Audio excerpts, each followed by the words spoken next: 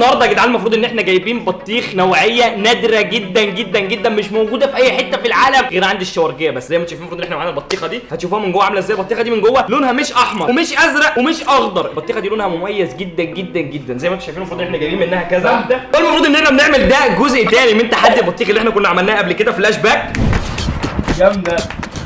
بدأت يابا. ما هو ايه؟ بدأت يابا الستوب واتش. ايوه اهم حاجه تبدا الستوب واتش. طلع جزء جديد منه بس بنوعيه جديده من البطيخ. زي ما انا قلت لكم بطيخ من جوه لونه مش احمر، مش البطيخ اللي احنا بنشوفه على طول. البطيخ ده انا ذهلت اول لما شفته الراجل وراني البطيخ قلت واو، اول مره اشوف بطيخ شكله عامل كده من جوه. طبعا معانا في التحدي بتاع النهارده بعض الاسلحه المساعده زي ما انتم شايفين، مطرقه، سكينه كبيره، سكينه شكلها غريب، قطعه بيتزا مش عارف بتاع شكلها غريب، دي ما كنتش عارف دي قطعه مخلل تقريبا على ما اعتقد يعني. والمفروض ان احنا معانا بقى المشاركين في التحدي بتاع النهارده، عسكرينا حبيبي ويوسف طلبه حبايبنا واحمد شوقينا مش عسليات واحمد عمينا انا والله غني وجودي ولد حبايبي. المفروض ان فكره الفيديو هتبقى عباره عن المفروض ان احنا معانا نوعيه البطيخه اللي انا قلت لكم عليها اللي هي البطيخه. لو قلت لي ايه اللي جوه البطيخه دي هديك منها بزق.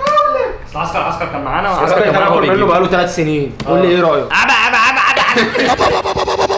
اتكلم عربي وانجليزي على بطيخ التوكي. دلوقتي يا جدعان المفروض زي ما التوكي يا جدعان انتوا شايفين الجمل هو ياسر عمر. ركزوا معايا عشان دلوقتي هقول تفاصيل مهمه جدا جدا. قبل ما اقول التفاصيل، لو انتوا مش عاملين سبسكرايب في القناه ما تنسوش تنضموا لقداش من العيله في اليوتيوب، عيله الشوارجيه. مين اللي بيجيب بطيخ لونه من جوه مش اللون الطبيعي ده، لون اللي هتشوفوا دلوقتي حالا كل حاجه، بس انا مش عايز احرق عليكم الفكره. تعال بابا نزله ده اخوائي كده.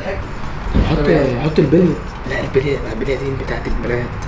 لا عايزين في حد ريحه بطه وحشه ولا حد ريحه بطه؟ يوسف بقول له حط ريكسونا مش مهم.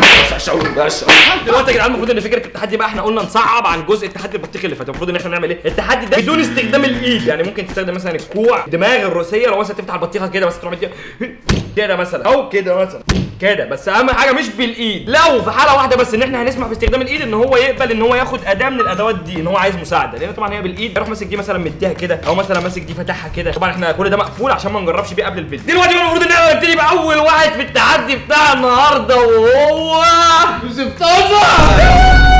عسكر هو قاعد جنبك ابدا ولا يوسف ازاي تكسرها؟ طب اللي موافق ان يوسف تصب هو اول واحد يرفع ايده لفوق. ترفع يا عم.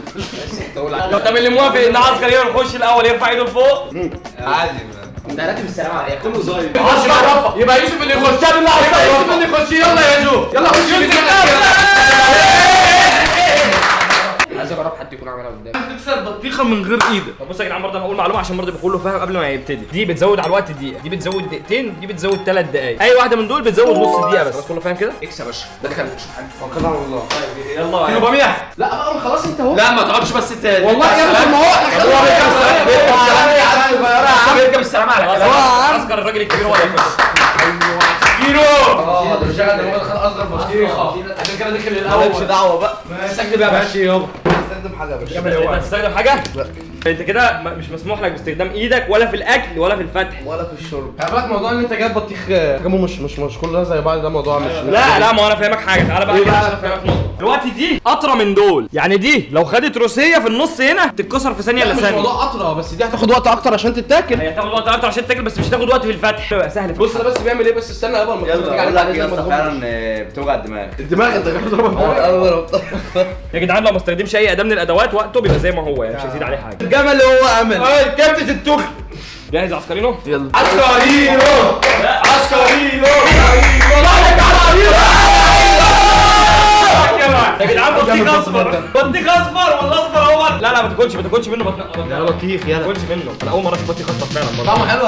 اول مره في حياتي. 15 ثانيه 16 ثانيه 17 ثانيه 18 ثانيه. ما تستخدمش ايدك. ايوه 23. نفس عمل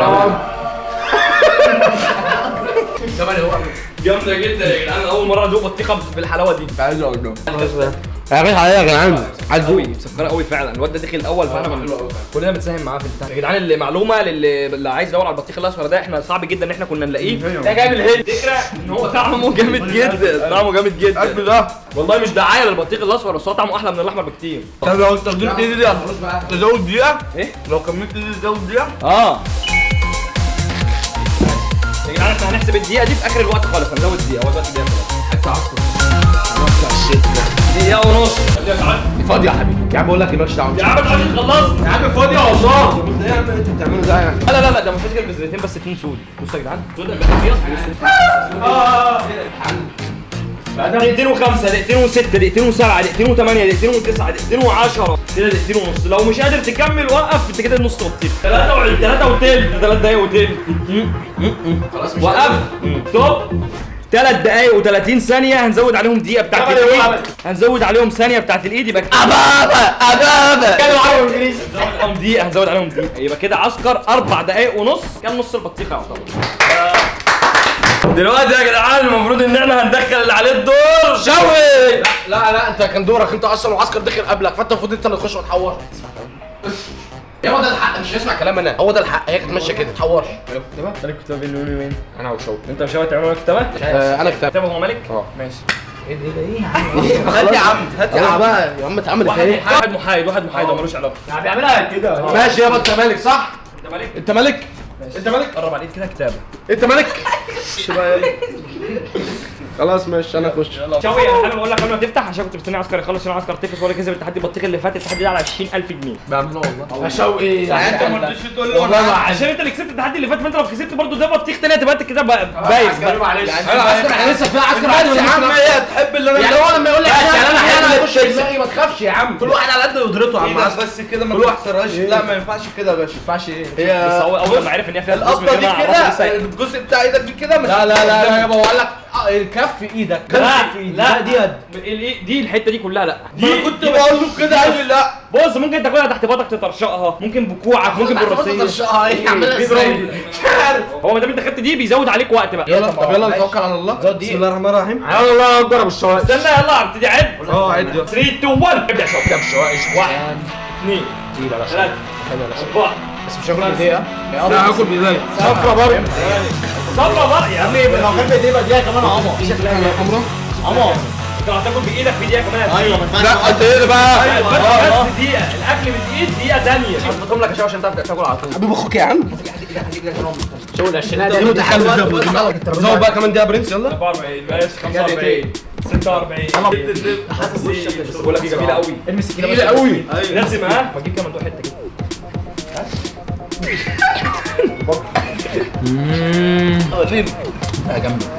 دقيقة 4 خلاص يا جدعان ما تبقوش محارين كده يا جدعان. أول مرة تشوفوا بطيخ أصفر ولا إيه؟ كده دقيقة 12 دقيقة 13 دقيقة 14 دقيقة 15 دقيقة 16. بص استخدم السكينة بقى شو قطع شرايح الكل قطع. أيوه كده. شاوي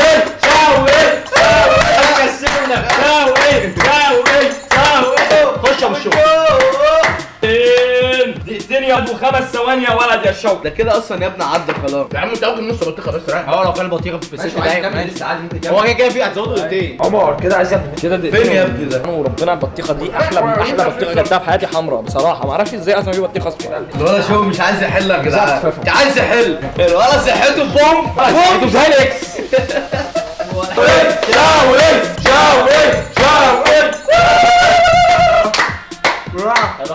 شوقي عندك عيد ميلاد النهارده يا شوقي. ها ميلاد الحاجه كل سنه بس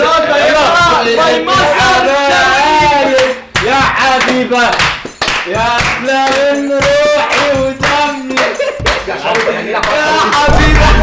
حبيبه نوصل تحيه للحاجه ام احمد شوقي ونقول لها كل سنه وهي طيبه وعقبال مليون سنه. شوفي احمد شوقي بيعمل ايه. كله يعمل انا جايب لك هديه. لا حاجه ثانيه والله. مش عايز يحل بس. خلي ان الحاجه ام احمد شوقي كل سنه وانتي طيبه يا مامتي. مش فاكر بعدها في ايه. على فكره بيجيب انسان. بص ازاي. شوقي خد الرجل دي. مع السلامه يا شوقي. على القعده بطيخه كده يا جدعان يعتبر شوقي 7 دقايق لان انا وقفت الستوب واتش متاخر شويه. 7 7 يزيد عليهم 2 واحده للسكينه وواحده لاستخدام الايد يبقى كده 9 دقايق خلص بطيخه صفرا كامله. والله 9 دقايق. عملت رقم كاس يا شباب. رقم كاس. اسد احمد شوقي اللي عليه الدور هو احمد علي دلوقتي حالا. يوسف انت هتخش يعني؟ جدع على يوسف راجل يا يوسف. برنس تحترم يا يوسف. بص بطيخه طرش ما بتفكرش. يوسف هيستخدم يا جدعان السكينه هيزيد على وقته دقيقتين. حاسب بس بالراحه عشان حامي يعني. عادي يا عم انا كنت يا باشا شيل بلاستيكه. 3 2 1 شجعوني يا سيادنا. يا ابني يا ابني يا يوسف. يعني معنى كده ان فعلا زي ما بيقول لك البطيخ قليل قوي. بص يا عم غلطان. قول لي سكينه حامله ايه يا ابني. فاهم يا ابني امك بالليل بتاكل سندوتشات وبطيخ ما تقطع يا عم بايديك كده البيس دقيقه زادت كمان. انت هتاكل بايدك المشكله انا ما بعرفوش. انت هتمثل جيت بقطع لك البطيخ كان هو بياكلها طعم لا لا مش حاجه اسمها قطع له مين يا بقطع الجو يا عم انا هو يا عم يقطع لي الصبر انا اسف ما يا ماليش فيه هو كان بيقطع لي مش بس انت شوطك كان ماشي ما تعصبنيش هو انا السد ما ينفعش يا ابني. يا ابني كل هو بيقفل لوحده؟ اخر حته عشان انت صغير من لسه امال لو رحت عند التوخي بقى هتعمل ايه؟ الاكل بتاعه بيخلي البني ادم يهوى الفيديو ده لو جاب 300000 لايك هنروح الفيديو الجاي نروح عند كبده التوخي ناكل نعمل تحدي نهوى كلنا خلي يوسف ياكل كبده التوخي اللي عند التوخي. يلا تيجي انا قطعت لك اهو. يعني انا المفروض ده ايه ده كل ده انت بعمل لك حاجه اسهل من كده. هو اصلا يوسف كل ده خايف على اللبس بتاعه. والله ما انا على بطني. طب اقطع لك نزار صغيره ولا اعمل لك ايه؟ على صغير خالص مش كده اقطع على قد بقك. اه 1 2 3 على السبع بكام؟ انا فاكر كده بتصعب عليه الموضوع 20 سم حاسس ان هي كبيره. كل ده افتح بقك. افتح بقك.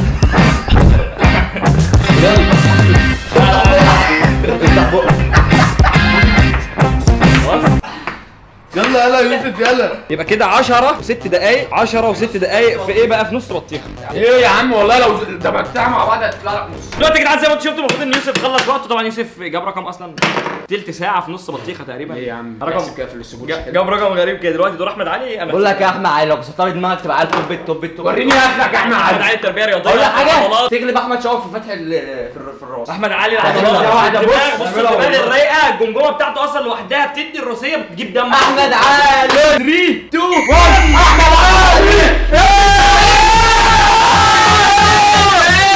يا جدعان استخدم ايده كده كده في دقيقه هتتضاف عليه. انا ما استخدمش سلاح هو استخدم ايده عشان مسكها وهو بينشن عليه 11 ثانيه. احمد علي احمد علي احمد علي احمد علي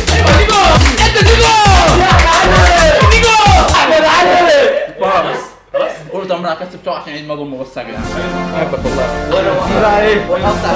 لا ده كده بتجري انا وانت سندرات هنخش باتنين كبار.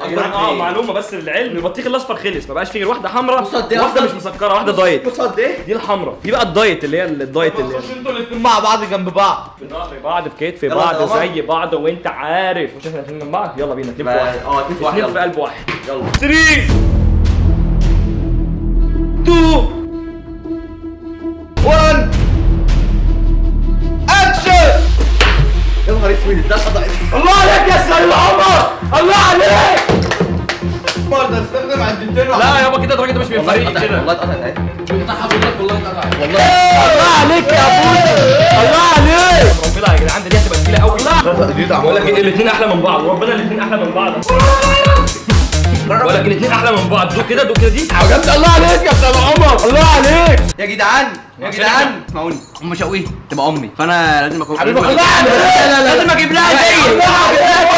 دي ديتنا لام شوقي. الفيديو ده ديتنا لام شوقي. احنا مش هنسيب شوقي يخسر. مش هتسيب شوقي يروح من غير مستحيل هديه. يا ام احمد شوقي نسيب ابنك يخسر في يوم زي مستحيل ده. يروح من غير هديه بس قول لنا هتجيب هديه ايه. وقف كلام. وقف التحدي. قول له شد بلاستيك. كل سنه وانت طيبه يا حاجه ام شوقي. عقبال مليون سنه وان شاء الله تحققي كل اللي نفسك فيه وتشوفي احمد عقبال. شوقي وكيل نيابه قد الدنيا او ضابط شرطه قد الدنيا. انت محامي انت تبقى محامي قد الدنيا. وتفرحي بيه وتفرحي بعياله وتشيلي احمد شواقش الصغيرين. الست دي امي